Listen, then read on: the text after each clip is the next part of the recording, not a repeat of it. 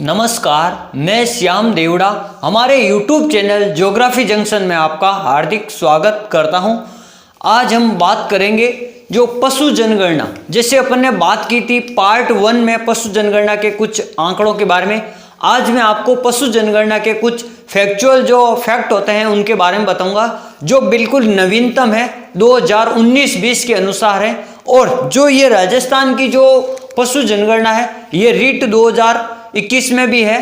तो ये सबसे नवीनतम आंकड़ों के अनुसार मैं आपको बता रहा हूं कि जो पशु जनगणना है उनमें कौन से जिलों में सर्वाधिक कौन से पशु पाए जाते हैं, या वृद्धि दर क्या है, या औसत घनत्व क्या है पशुओं का, या सर्वाधिक पशु जनगणना संख्या में कहाँ पाए जाते हैं या कम कहाँ पाए जाते हैं, या उनसे कुछ जो योजनाएं हैं, एक दो योजनाएं, उनके बारे में मैं आज आपको अध्ययन करवाऊंगा। जैसे अपन बात करते हैं सबसे पहले कि जो ये जो पशु जनगणना के जो मैं आपको आंकड़े बता रहा हूं, ये जो पशु जनगणना है आपकी 20वीं पशु जनगणना है। कितनी? 20वीं जो पशु जनगणना है। और किसी को नहीं पता हो अगर कल वाले वीडियो में, तो मैं बता देता हूं, पशु जनगणना राजस्थान में प्रत्येक 5 वर्ष बाद में होती है। कितने वर्ष बाद में होती है? प्रत्येक 5 वर्ष बाद में होती है। और ये आपकी 20वीं पशु जनगणना है। और जो ये पशु जनगणना करवाने का काम राजस्थान में आपके राजस्व विभाग अजमेर द्वारा किया जाता है। तो ये जो मुख्य रूप से ये 2-3 बातें आपको ध्यान होनी चाहिए कि अभी वर्तमान में कौन सी पशु जनगणना, तो 20वीं। और इस पशु जनगणना को करवाने का काम कौन करता है, तो ये है राजस्व विभाग अजमेर। कौन सा है? राजस्व विभाग अजमेर। अब अपन बात करते हैं कुछ फैक्चुअल जो मैंने आंकड़े आपके लिए बताए उनके बारे में अपन अध्ययन करते हैं, कहाँ घनत्व ज्यादा, कहाँ संख्या ज्यादा। तो देखो, सबसे पहले अपन बात करते हैं 2019 में राजस्थान में जो पशुओं की जो संख्या थी वो लगभग गिनती में कितनी है? 56.8 मिलियन। इसको अपन कह सकते हैं 568 लाख, या अपन इसको कह सकते हैं डायरेक्ट 56.8 मिलियन। और राजस्थान सेकंड स्थान पर है पशुओं की संख्या में, यानी उत्तर प्रदेश वगैरह में सबसे ज्यादा पशु हैं, तो राजस्थान है आपका सेकंड नंबर पर 2019 की जनगणना के अनुसार। और जो 2019 की जो पशु जनगणना हुई है, इस पशु जनगणना में राजस्थान में जो पशुओं की संख्या में कमी हुई है, ये ध्यान रखना। आपको कभी भी सीधा सवाल पूछ सकते हैं, क्या 2012 की जनगणना और 2019 की जनगणना में किसमें वृद्धि हुई है? तो पिछली जनगणना जब भी हुई उसकी जनगणना और जो अभी वर्तमान की जनगणना है उनमें जो आंकड़े हैं उनमें वृद्धि है जो कमी दर्ज की गई। क्या? जो 2012 में जितने पशु थे उनमें से कुछ कमी हुई है पशुओं में। जैसे अपन बात करते हैं 2012 में 57.8 थे और अभी 56.8 हो गए 2020 की जनगणना में। तो ये जो कमी हुई है, ये कमी आपको पता होनी चाहिए 1.66% की कमी हुई। जो टोटल पशु है उनकी 1.66% की आपकी क्या हुई है? कमी हुई है। जैसे अपन बात करते हैं राजस्थान में जो सर्वाधिक वृद्धि दर कहाँ हुई पशुओं की, अगर राजस्थान की बात की जाए तो कौन से पशुओं की संख्या में सर्वाधिक वृद्धि हुई, तो आपको ध्यान रखना, वहां प्रश्न आपको पशु पूछेंगे कि बकरी में वृद्धि हुई है, कि ऊंट में वृद्धि हुई है, कि हुई तो वो कितनी वृद्धि हुई है। तो आपको तो ये इतना ध्यान रखना अभी कि वृद्धि कौन से पशु में हुई है और कौन से में नहीं हुई है। तो देखो, सबसे पहले अपन बात करते हैं संख्या में अगर पूछी जाए तो सर्वाधिक वृद्धि हुई है आपके 1 नंबर में कौन आएगा? बकरी। यानी राजस्थान में सर्वाधिक बकरियों की संख्या में क्या हुई है? बढ़ोतरी हुई है, वृद्धि हुई है। और 2 नंबर अगर पूछा जाए तो आप ध्यान रखना गाय की जो संख्या है, गौ माता, उन गौ माताओं की संख्या में वृद्धि हुई है। तो देखो, फिर अपन बात करते हैं संख्या में सर्वाधिक कमी। अब कौन से पशुओं में सर्वाधिक कमी हुई है? जैसे देखो, खरगोश, जो खरगोश होता है उसकी संख्या में कमी हुई नंबर 1 सबसे पहले तो। फिर दूसरे अपन बात करते हैं कुत्तों की संख्या में कमी हुई है। किसकी संख्या में? एक तो खरगोश और एक कुत्ते, इन दोनों की संख्या में क्या हुई है? कमी हुई है, जो अपन के गिनती के आंकड़ों में थे। कुल पशु जनगणना, जो कुल पशु संपदा है जो संख्या में, वो 567.76 है लाख में। किसमें है? ये लाख में है, ये ध्यान रखना, 576 पॉइंट। जब इसको 10 से डिवाइड कर देंगे तो ये मिलियन में बन जाएगा। 10 लाख बराबर 1 मिलियन होता है, ठीक है। इसलिए मैंने यहाँ 56.8 मिलियन लिखा था, लेकिन यहाँ 56 सीधा 8-7 लिख गया। तो देखो, और पशु जन घनत्व राजस्थान का आपको डायरेक्ट पूछ सकते हैं कि राजस्थान का पशु घनत्व कितना है, तो आपको ध्यान रखना है 169 है। और राजस्थान का जो जन घनत्व है वो कितना है, लगभग 200 है, तो ये ध्यान रखना। सर्वाधिक पशु जन घनत्व कौन से जिले में, अब सर्वाधिक पशु कहाँ पाएंगे, जन घनत्व अगर क्षेत्रफल और पशुओं की संख्या के हिसाब से अगर बात की जाए तो जन घनत्व वो सबसे अधिक कहाँ पाया जाएगा, आपके डूंगरपुर में पाया जाएगा। जैसे यहाँ पर 283 प्रति वर्ग किलोमीटर, कितना 283। और सबसे कम न्यूनतम तो आपको पता है जैसलमेर है, न्यूनतम में सबसे कम क्यों है जैसलमेर, क्योंकि पशु तो संख्या में ज्यादा है लेकिन जैसलमेर का खुद का जो क्षेत्रफल है वो ज्यादा है। तो क्षेत्रफल के हिसाब से अगर पशुओं की संख्या में सबसे कम संख्या बात की जाए तो वो जैसलमेर में केवल 83% है और सर्वाधिक डूंगरपुर में 283 है, तो ये ध्यान है। अब राज्य में पशु सर्वाधिक अंश, यानी कौन से पशुओं का सर्वाधिक अंश है, लेकिन वो कितना है, राज्य में जो पशु है सर्वाधिक अंश है वो आपके है 37.6%। सर्वाधिक पशुओं का अंश है वो 37.6% है लगभग। जो पशुओं में मैंने आपको बताया था बकरी, वो तो बकरी है उनका लगभग पशुओं में सर्वाधिक है 37.6% है। फिर सर्वाधिक वृद्धि दर कब किस में हुई, अब जैसे जो जितने भी पशु थे उन सब में वृद्धि दर यानी उनके बढ़ने की जो दर थी वो सबसे ज्यादा कौन से पशुओं में थी। जैसे अपन बात करते हैं, एक आता है आपका पहले नंबर पर खच्चर गधा, यानी अपन कहते हैं ना खच्चर गधा, तो वो खच्चर है उसके जो संख्या में लगभग 280% की वृद्धि हुई। प्रतिशत के हिसाब से वहां 280% की वृद्धि हुई है। उसके बाद में भैंस, उसके बाद में सुअर, यानी जो खच्चर, भैंस और सुअर इन तीनों की संख्या में वृद्धि हुई है, ये ध्यान रखना। अब मैं आपको कमी वाला बताता हूं, ये तो मैंने आपको वृद्धि वाला बताया।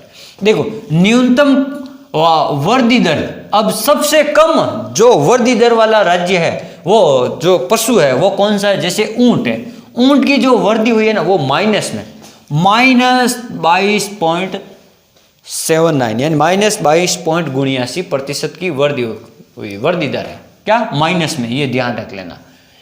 अब देखो राज्य में सर्वाधिक बकरियों की संख्या वाला जिला, अब जो राजस्थान राज्य है, अब मैं सब आपको पशुओं के बता रहा हूं कौन सा सर्वाधिक कौन सा कम।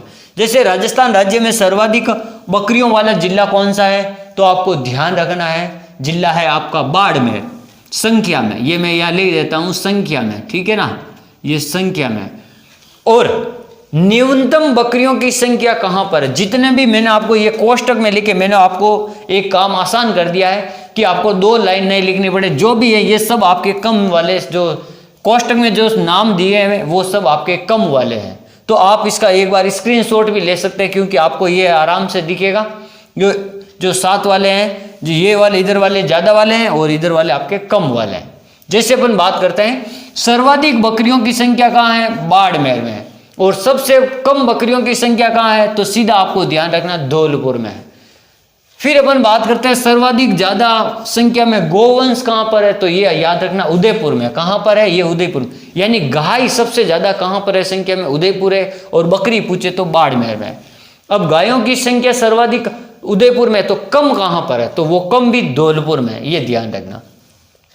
फिर अपन बात करते हैं सर्वाधिक ऊंट कहां पर है, राज्य में सर्वाधिक ऊंट किस जिले में, तो ये ध्यान रखना सर्वाधिक ऊंट रेगिस्तान का जहाज जो रेगिस्तान में ही रहता है यानी जैसलमेर में।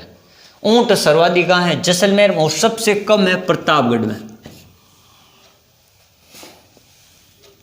फिर बात करते हैं सर्वाधिक जो गधे यानी जो सर्वाधिक डंकी कौन से राज्य में है, कौन से जिले में, तो बाड़मेर में सर्वाधिक गधे रहते हैं।